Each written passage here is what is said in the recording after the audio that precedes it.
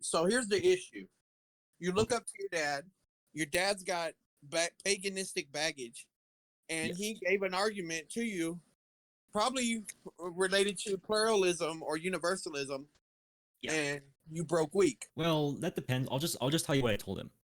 I'll just okay. So I'm gonna act like I'm talking to my dad. No, that's not really how it works. Here's the thing: every god has its own consequence. It's more like you should know what this god asks, and in the case of the Christian God or the So there's Abrahamic more God, than one like, God. no, I'm not. Again, I'm not.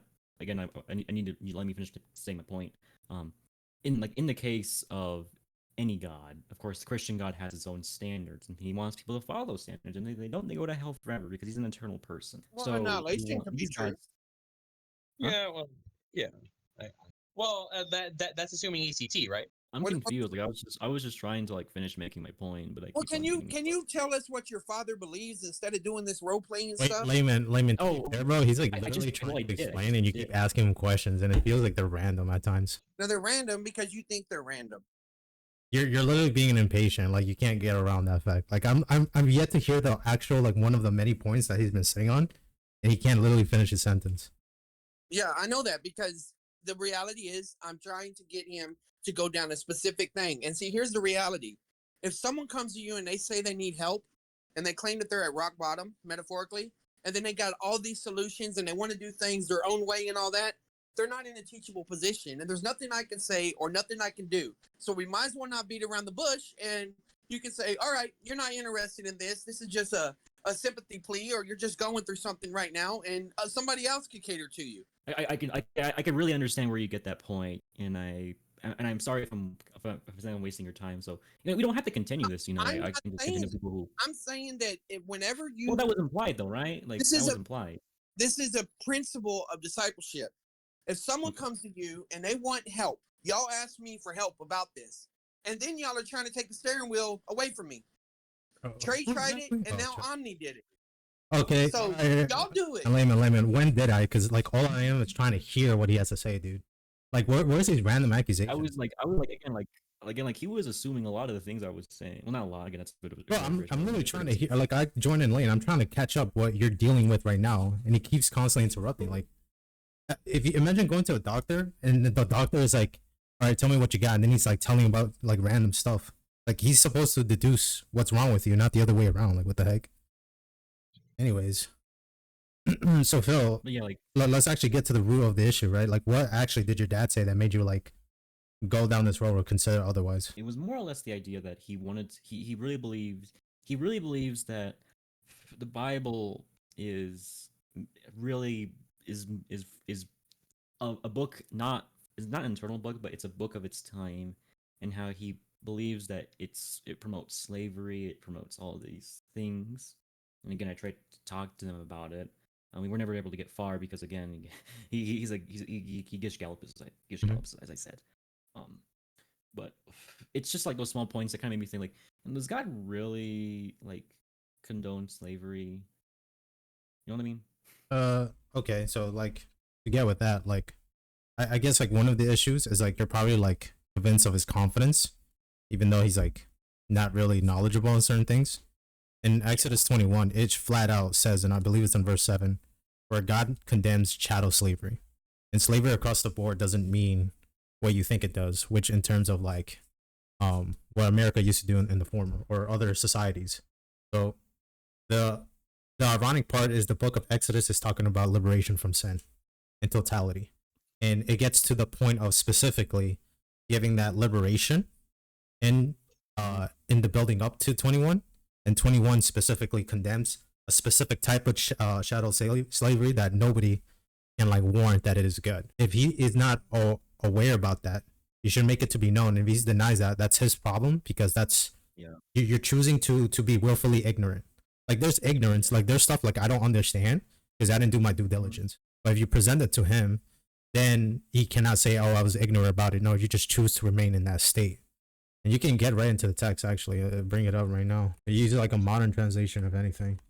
I believe it's around verse 7, so let's see if it's around there. Yeah, so if you steal a person, like in that terms, God outright condemns it. And then the rest of this chapter really talks about like how do you do contracts of servitude. So like inherently, when Philippians 2 talks about God took a form of a man, human beings are supposed to be servants. In the Hebrew language and also the KJV, like early renditions of the Bible, when it comes to translations, they understand this usage of the word as slavery and servitude as interchangeable. In order to serve one another, this is like a chapter you go to and how to do that properly, to the point that you're not doing in the same way like we have been doing it on our own ways through generations. Like if you don't do it God's way, it will eventually become somewhat like chattel slavery, or people selling each other for sex, or like services that are just very degrading. So the fact that the Bible literally gives you instruction how to do it properly versus how we've been doing it separately in our secular manner improperly. So the actual critique doesn't fall in the Bible, it falls those that deviate away from the Bible. And so like that's like an opportunity to correct your dad and other people as well. That Exodus 21 is a good proof text chapter of how we conduct ourselves when it comes into offering services and how to reconcile that, because like it actually talks about in the same chapter as well. Hey, just a quick message before we get right back into the video. If you want to see the long form version of this particular content with weeks or months in advance, you can go ahead into my Patreon. For just as little as $1 a month, you have access to all these videos that are just playing ahead of time, whether it be unlisted videos as well, long form content, or really things that are not on the main YouTube channel. You have access to all this stuff as well as this book that I've been compiling the late year of 2024. It's really just a accumulation of the 4 years of study worth. Wow, it's kind of interesting how long it has been, where everything that I've learned in depth with. So if you're like a newcomer or somebody that is a seasoned Christian, there is definitely something in there with about like 550 pages and counting that I'm constantly working on daily. And just in any case, you're not really obligated to help this ministry or support it. The option is there, but in case if you can't, I do ask you in turn to instead share the video, like, comment, get the algorithms out there, because the more exposure, the more people are able to see and hear the really the heart of the gospel, and of course to get the edification of those that are the fellow brothers and sisters within this faith. So I do really appreciate if you decide to support me financially or help me with exposure. I really do appreciate that in advance. So that's everything I really got to say for this, and so let's get right back into the video. You're reading the Bible from a cultural standpoint that sees all types of slavery as bad. Now, again, slavery is generally bad, of course, but the issue is that there are certain instances where certain cultures saw slavery as a form of reparation, or you become a slave for a certain amount of time to pay off someone, and it's seen as a good thing, and it's encouraged. So again, you can kind of pull up that point, and so you can kind of to ease them up before you get into this, the Bible, because it comes from a very specific cultural context, or at least not really. It uses a very specific type of cultural context. So, yeah. Well, not really, because like we still do it today, and we don't call it slavery; we call it a job. Well, not really, because like we still do it today, and we don't call it slavery; we call it a job.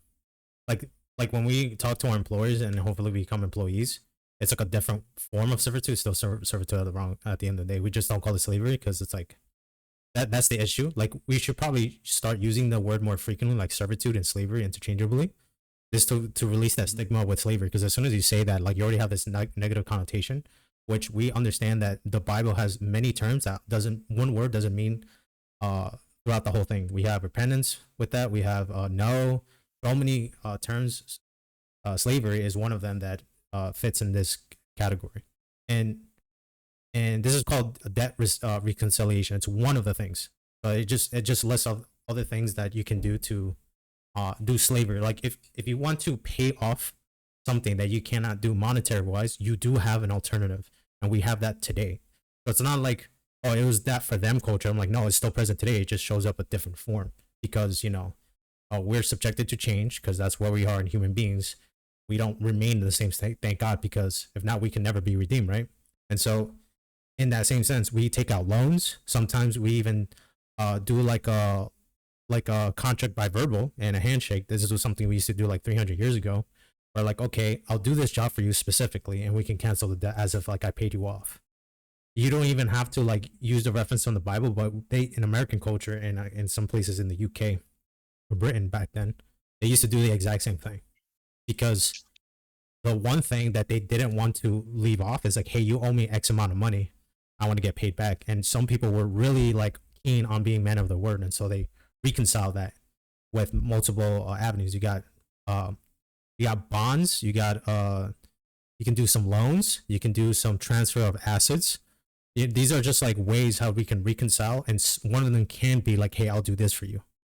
And I think in some jobs you still have that today. Like, let's say if you break something that's worth a value, you'll be like, okay, take it off my paycheck. You're still working for them at the end of the day. The difference is like in what shape or form, but it all tackles the same thing. So like, imagine you have an opportunity to pay back something that you cannot do in one way with an alternative. What's wrong with that?